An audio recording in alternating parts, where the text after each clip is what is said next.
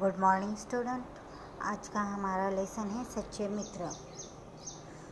तो इस पाठ का सच्चे मित्र, अभी आपके स्कूल नहीं चालू है तो आपको मित्र का महत्व समझ में आ ही गया होगा और आप अपने मित्रों को याद भी करते होंगे।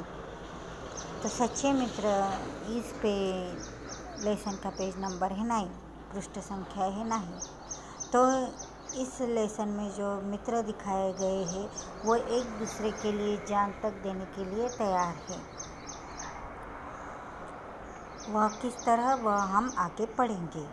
इस पाठ का उद्देश्य डामन और पिथियस दो मित्र हैं। उनके कैरेक्टर चरित्र के माध्यम से आपको सच्ची मित्रता का परिचय और महत्व मिल जाएगा तथा अपने मित्रों को सहयोग करने की भावना हमारे मन में जागृत रहेगी। सच्ची मित्रता ही सर्वश्रेष्ठ होती है। जो अपने मित्र के लिए प्राण तक देने को तैयार रहते हैं, न्यौछावर करने को तैयार रहते हैं, वही सच्चे मित्र होते हैं।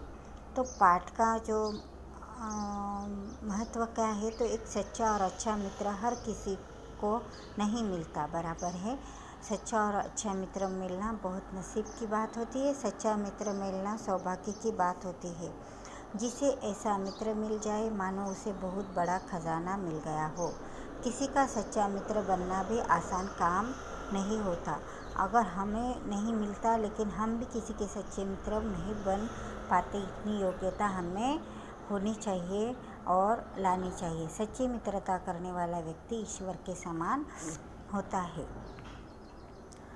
प्राचीन काल की यह बात है। यूनान देश के सिसिली नगर में दो मित्र रहते थे। उनका नाम है डामन और पिथियस। दोनों बहुत क्लोज फ्रेंड थे। गहरी मित्रता थी दोनों में। जहाँ भी जाते वो दोनों एक साथ ही जाते, यहाँ तक कि दोनों एक दूसरे के लिए अपने प्राण तक देने को तैयार रहते थे। ऐसी इनकी मित्रता थी। एक बार डामन और पिथियस घूमते घूमते पड़ोसी नगर सिरेकस जा पहुँचे। वे थे सिसिली नगर के, यूनान देश के, और सिसिली नगर उनका नगर था। और वो एक घूमते घूमते, क्योंकि वो जहाँ भी जाते संग संग जाते, घूमते घूमते पड़ोसी नगर सिरेकस जा पहुँचे। सिरेकस का राजा बड़ा ही डायोनीसियस इसका नाम है। वह बहुत ही क्रूर राजा था, क्रूर। उसकी प्रजा अपने राजा के अत्याचारों से परेशान थी। पिथियस ने जब डायोनीसियस के बारे में सुना तो उसने राजा के इस अन्याय के बारे में कुछ शब्द कहे, कुछ बुरा भला कहा राजा के विषय में। यह बात तो क्या हुआ, यह बात राजा के कानों तक पड़ी। राजा के जो ये रहते हैं घूमने वाले लोग, उन्होंने और राजा तक यह बात पहुंचा दी।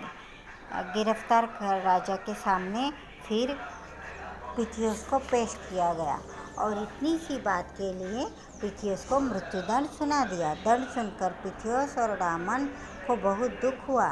इससे पहले कि पिथियस को फांसी दी जाए, वह अपने परिवार को इसकी सूचना देना चाहता था और परिवार को आखिरी उनका मैसेज या उनसे मिलना चाहता था। पिथियस ने राजा से इस बात की विनती की, श्रीमान, मैं फांसी के पहले एक बार अपने घर जाना चाहता हूँ ताकि अपने परिवार वालों को अलविदा कह सकूँ, परिवार वालों को मिल सकूँ।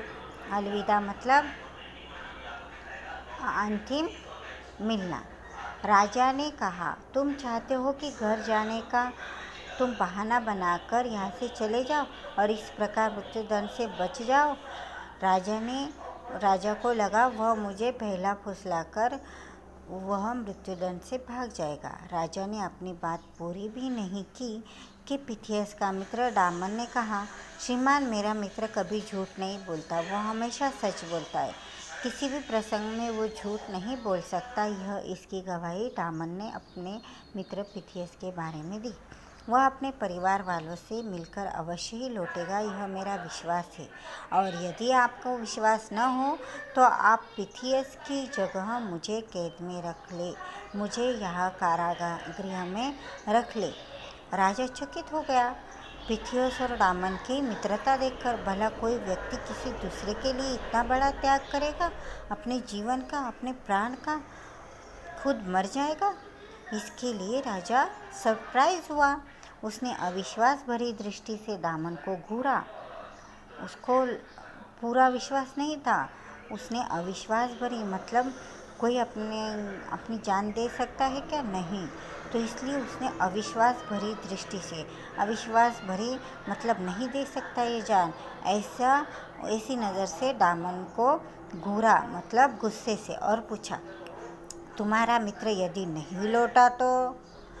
दामन ने दृढ़तापूर्वक मतलब पूरे निश्चय से, कॉन्फिडेंस से कहा, तब आप मुझे फांसी पर लटका सकते हैं श्रीमान। श्रीमान मतलब राजा जी। राजा ने दामन की बात मान ली। पिथियस छूटकर घर के लिए चल पड़ा और इधर दामन को उसकी जगह कैद में डाल दिया। आखिरकार वह दिन भी आ गया जिस दिन पिथियस को फांसी दी जानी थी। अब तक पिथियस परिवार वालों से मिलकर लौट नहीं आया था। शर्त के अनुसार दामन को फांसी देने की तैयारियां की जाने लगी।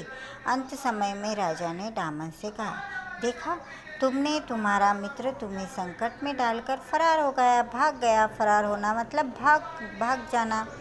राजा को लगा पिथियस अभी नहीं लौटेगा। दामन ने निडर होकर कहा, नहीं, मेरा मित्र धोखेबाज नहीं हो सकता। अवश्य ही वह भी किसी संकट में फंस गया होगा। राजा ने हंसते हंसते हुए कहा, अरे मूर्ख, अब भी मान लो कि तुम्हारा मित्र लौटकर नहीं आएगा। दामन मन ही मन प्रसन्न हो रहा था कि अगर मेरा मित्र पिथियस आया भी तो भी चलेगा, क्योंकि मेरे मित्र के ना आने पर उसकी जान बचेगी और उसकी जगह मैं अपनी जान दे दूंगी। इससे मेरा मित्र अपने परिवार वालों के लिए जिंदा रहेगा।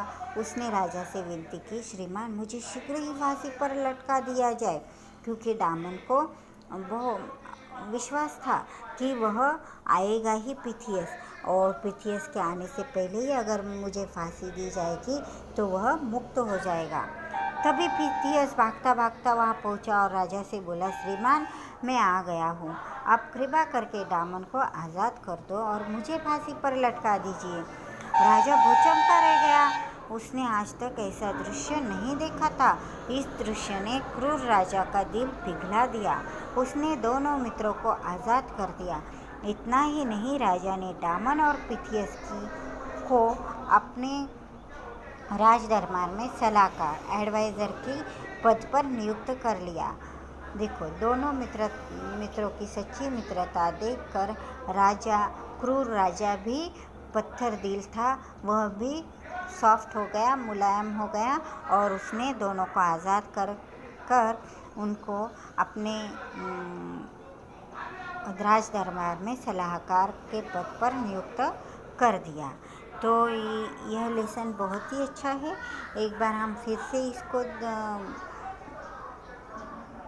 ध्यान में रखेंगे। एक बार फिर से आप लोगों ने इसको पढ़ने का है, और यह कहानी, यह पाठ आपने बहुत अच्छे से अपने मन में उतार लेने की। इसके बाद वाले पीरियड में हम देखेंगे मौखिक कार्य और प्रश्नों के उत्तर लिखिए यह, और बुक वर्क इसके फ़ोटो मैं आपको सेंड करूँगी। यह सारा आपको आपके नोटबुक में लिखकर कंप्लीट करने का है। किसी ने भी नोटबुक इनकम्प्लीट नहीं रखने की है।